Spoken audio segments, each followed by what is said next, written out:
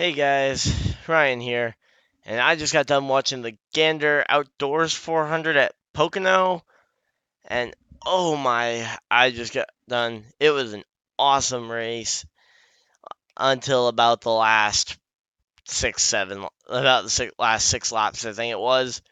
Um, but I'm gonna go through it kind of in order, and then I'll talk about the finish at the end. But to be honest, this race, it was awesome. Flat out beats Pocono earlier this year. By Pocono standards, this was a good race. The drag strip that they like the PJ1 or whatever, the traction compound around the top in all three corners really helped the racing, especially in turn three. It's a lot like a road course, and it's pretty much like they added a passing zone in, despite it is an oval. But yeah, you had guys being able to make it all the way around the top, all the way around the bottom. You had fresh tires mattering. You had track position mattering at different points in the race. It was so good. Like, if we could have that kind of racing at Pocono every single week, I would be ecstatic. But yeah, man, I mean, we had Kevin Harvick led the first 40 laps from the pole while they were all on even tires. Everybody kind of pitting off sequence. Ended up with Kyle Busch winning the stage. From I believe Logano got second in stage one. Feel free to correct me if I'm wrong. But then we had a bunch of strategy end up happening. Kyle Busch was gonna run out of fuel late in the stage, comes to pit road, and then Jimmy Johnson wins the um wins the stage under caution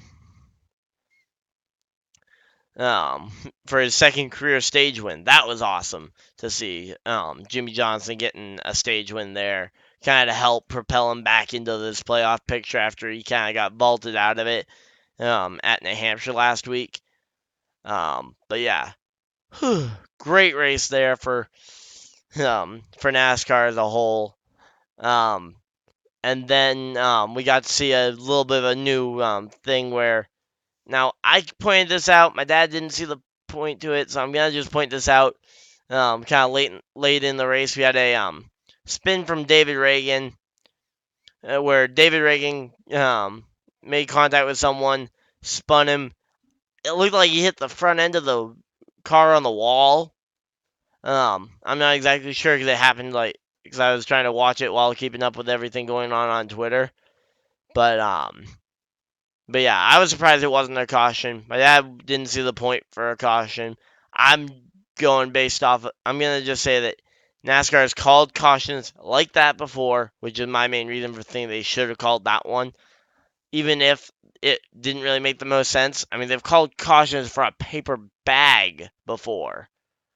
Like we've seen them call cautions for half spins for single car half spins before.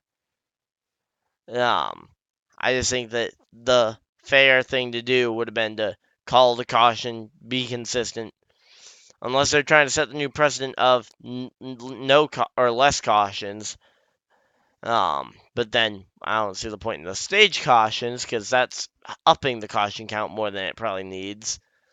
Um, but yeah, and then after that, we also had Ryan Preece who made an unfortunate exit. Um, who else did we had one other wreck earlier in the race, didn't we? Oh, and then getting towards the end of the race, I'm gonna mention the thing with 6 laps to go where I said the race was awesome until about 6 laps to go. Josh Blicky, for no apparent reason, pulls off the track and comes to a complete stop, basically forcing NASCAR to throw the caution and end what was gonna be a fuel mileage race, which who knows who could have won. Maybe it could have been Jones, maybe MTJ, maybe it could have been Keselowski, because Keselowski's won a ton of fuel mileage races before. Um, yeah, I mean we didn't really know. I and he just pulls off the track with about what was 3 to go. Ended up being 6 to go because of overtime and whatnot. And then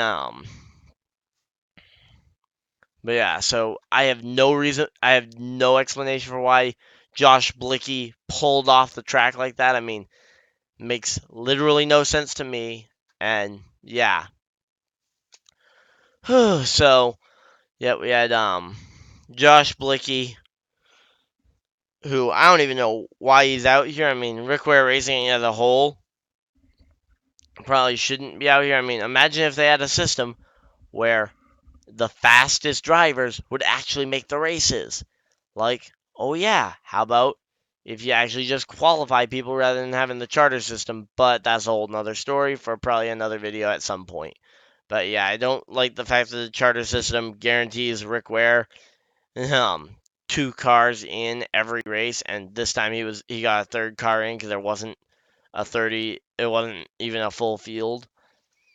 Um, but yeah, but we saw Josh Blicky just pull over and stop to basically for what seemed like no reason. I mean, yeah, he got pushed back to the pit lane from the wrecker, but like unless he ran out of fuel, I can't imagine what would have happened. And there's exits on the same straightaway that he pulled off on that he could have used to get that he could have used under green. There are openings in the inside wall for cars to use to get into the infield, I believe, if I'm not mistaken on my Pocono Raceway infield layout. I believe there are actually access roads there that are open under green flag that he could have used to get off the track if he couldn't make it around to the thing. Because it's not like he was even in contention to battle with anyone except for Austin Terrio, his teammate.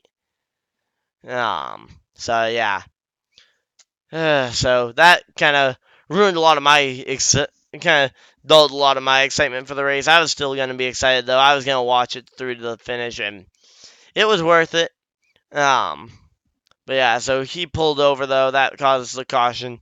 We had a restart, and then on that restart, Suarez checks up a bunch of the inside lane just by not going basically when he was supposed to, and he got penalized for that when this next caution came out. But yeah, so they are now going to be making sure that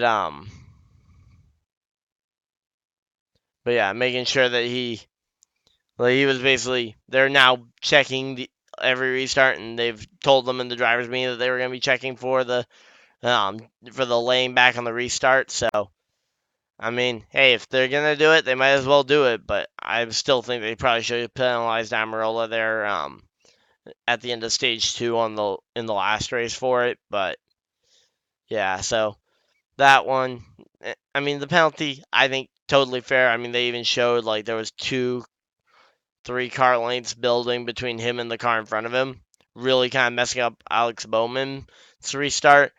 And then you had I believe it was Clint Boyer that checked up into the one car of Kurt Busch, sending Kurt Busch and Stenhouse pretty hard into the wall. And then Stenhouse bumped into the back of Kurt Busch because he was Kurt Busch came up the track right into him when Kurt Busch clearly wasn't clear. I mean, they were five wide at that point. I mean, you just can't race five wide at Pocono for an entire lap. I mean, yes, on the main straightaway you can go five wide, but you have to narrow it down by the corner. Same with same with the straightaway going into turn two, and Stenhouse got mad and um, basically gave Kurt a bumper. But I mean that caution was coming out either way. There was no way they were gonna let that race back to the start finish line because there were like three or four cars involved. Either way, even without it. But when Stenhouse bumped the back of Kurt Busch basically to say I didn't like what you did there. It spun Kurt Busch down the racetrack into McDowell and caused some more damage that probably wasn't needed, which as a McDowell fan hurts to see. But I mean, it's not like it was a race where he was super in contention. I'm hoping for a better finish next week at Watkins Glen, but yeah, so we got all that out of the way, and then we had our final restart, and where the fuel kind of came into the situation, and it really didn't come into play because Denny Hamlin, who was your race leader under both these last two cautions, the Blicky caution and the Stenhouse Kurt Busch caution, um, Denny Hamlin was leader on all these restarts, and he managed to hold on to win his first race at Pocono Raceway since the repave in like 2011, I think it was 2011, 2012, whatever the repave around that time frame was. He had a bunch of wins prior to that repave, and then he hadn't been able to win since that repave. He now has a win on this configuration um of Pocono, but I wanted to see Jones win. I wanted to see him win so that everybody could just chill on saying, "Oh, he needs to be replaced." They shouldn't have replaced Suarez. They should have replaced Jones because I think Suarez was the lesser performer of the two. I mean, Jones had a win in his first year in proper Gibbs equipment. Um, but yeah, so but yeah, congrats though to Denny Hamlin. Great race. Um, would have been an awesome finish if Blicky hadn't pulled over there. But hey, what happens happens. Um, but yeah, but this package worked out much better than June. Pocono doubleheader information was also announced. I'm gonna just tag this here in at the end. Um, so they're now gonna be. They've announced for the Pocono doubleheader the finishing results from the first race will be the inverse of how it goes in stage two. So it's or in the second race of the doubleheader. So if someone wrecks in the first race of the doubleheader, they then get to start on pole for the second race, which I don't know how that's gonna work for fantasy. I mean, because it's basically taking away an option for us to pick for the like NASCAR Fantasy Live, which I've been doing a lot this year. So but yeah, and then so Watkins Glen's next week. We get some road course racing. I'm excited. Woo! Road course racing. Oh wait, stages are back. So yeah, we got stage racing at Watkins Glen. It'll make the first two stages pretty much pointless, but then that final stage will be great, just like it is every year. I don't think this package really affects the road course that much. Which I mentioned in my package review video. If you guys didn't see that, that went up yesterday. Um, but yeah, so yeah, I did a package review. I don't think the road courses are going to be too changed by the package. Same with the Roval coming later. And then wow, we're already to Bristol after that. Oh boy. So yeah, and I will be in Bristol for the Bristol night race. So if you guys want to do a meetup, follow me on Instagram. I'll probably be posting pictures of where I am in the track. Feel free to come over and say hi. I'm gonna be hanging out around the pits or around everywhere, pretty much, just anywhere I can find myself. Like if I can find myself out on the pit road, I'll get out there. If I can find myself in the grandstands, I'll probably end up there at some point. So yeah, just be looking for me if you guys really want to meet up. I'll be wearing my NASCAR Thomas Cup Series T-shirt like I was at the last race that I went to. So yeah.